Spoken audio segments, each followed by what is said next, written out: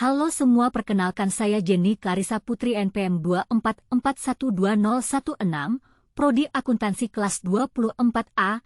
Saya di sini ingin menjelaskan tentang pengertian akun, 5 jenis akun, dan saldo normal untuk setiap akun, lalu cara memasukkan transaksi ke jurnal umur. Pengertian akun. Akun adalah catatan dalam akuntansi yang mencatat transaksi keuangan, menunjukkan perubahan dalam aktiva, utang, modal, pendapatan, dan beban. Akun dibagi menjadi 2 kategori utama, akun real, yang mencakup harta, kewajiban, dan modal, serta akun nominal, yang berisi pendapatan dan beban. Fungsi akun meliputi pencatatan transaksi untuk penyusunan laporan keuangan dan pengelolaan informasi keuangan perusahaan.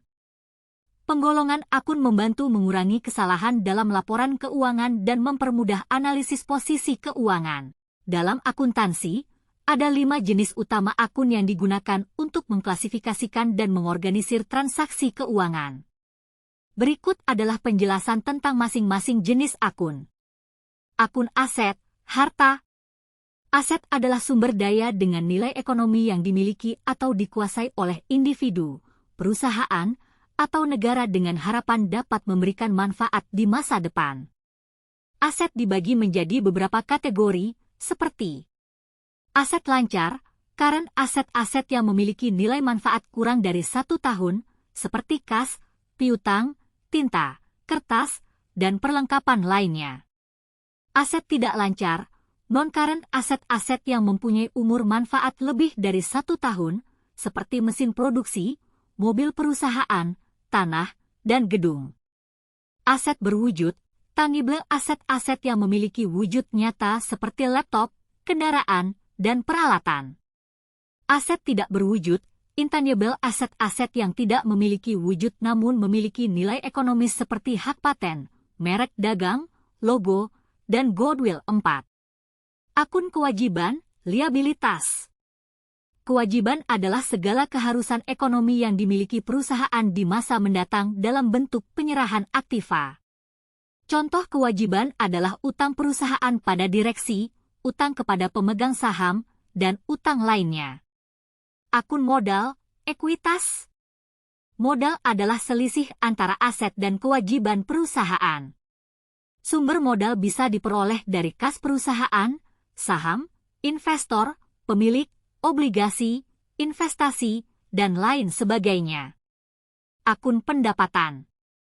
Pendapatan adalah hasil dari kegiatan usaha perusahaan seperti penjualan barang atau jasa, penyewaan aktiva, dan aktivitas usaha lain. 13. Pendapatan dibagi menjadi 2 jenis. Pendapatan usaha, pendapatan yang berhubungan langsung dengan kegiatan usaha perusahaan. Pendapatan di luar usaha, pendapatan yang tidak berhubungan langsung dengan kegiatan utama perusahaan, seperti pendapatan bunga atau biaya sewa. Akun beban. Beban adalah biaya yang harus dikeluarkan oleh pihak perusahaan untuk kebutuhan operasional bisnis agar bisa terus memperoleh penghasilan. Beban dibagi menjadi 2 jenis.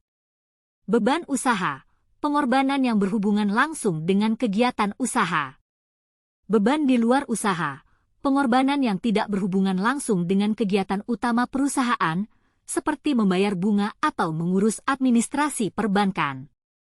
Dengan demikian, penggolongan akun dalam akuntansi membantu perusahaan dalam mengorganisir dan melaporkan transaksi keuangan secara sistematis dan akurat. Saldo normal setiap akun dalam akuntansi merujuk pada posisi debit atau kredit yang seharusnya dimiliki oleh akun tersebut. Berikut adalah penjelasannya. Aset, saldo normal adalah debit, karena aset bertambah dengan debit, contoh, kas, piutang. Kewajiban, utang saldo normal adalah kredit, mencerminkan kewajiban yang harus dibayar, contoh, utang dagang. Modal, ekuitas saldo normal juga kredit, menunjukkan kontribusi pemilik, contoh, modal pemilik. Pendapatan, saldo normal adalah kredit, mencerminkan pemasukan dari penjualan. Beban, saldo normal adalah debit, mencerminkan pengeluaran untuk operasional, contoh, gaji, sewa. Cara memasukkan transaksi ke jurnal umum melibatkan beberapa langkah yang sistematis untuk memastikan keakuratan dan transparansi dalam pencatatan keuangan. Berikut adalah langkah-langkahnya. Kumpulkan bukti transaksi. Kumpulkan semua bukti transaksi keuangan seperti nota, faktur, kwitansi, dan lainnya. Bukti transaksi ini sangat penting untuk menjadi lampiran pendukung suatu pencatatan. Analisis transaksi. Lakukan analisis transaksi keuangan untuk menentukan akun mana yang akan terpengaruh dari setiap transaksi. Setiap transaksi biasanya akan mempengaruhi 2 akun atau lebih. Identifikasi akun yang terpengaruh. Identifikasi akun yang akan didebit dan dikreditkan. Misalnya, jika perusahaan melakukan penjualan, akun kas akan didebit dan akun pendapatan akan dikredit. Pencatatan jurnal umum.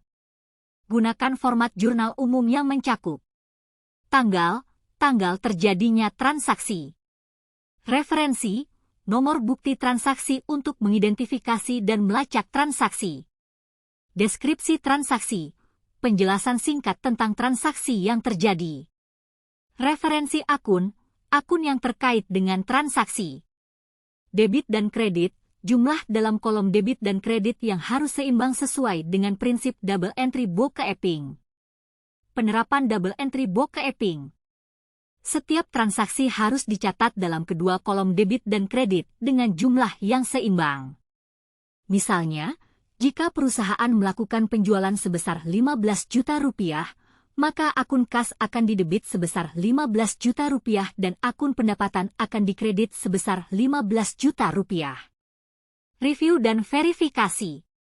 Setelah semua transaksi dicatat, lakukan review dan verifikasi untuk memastikan bahwa semua entry akurat dan lengkap. Kesalahan pencatatan harus segera diperbaiki untuk menjaga integritas data keuangan. Dengan mengikuti langkah-langkah ini, Anda dapat memasukkan transaksi ke jurnal umum dengan akurat dan sistematis, memastikan bahwa jurnal umum menjadi tempat pencatatan pertama yang lengkap dan akurat untuk semua aktivitas keuangan perusahaan.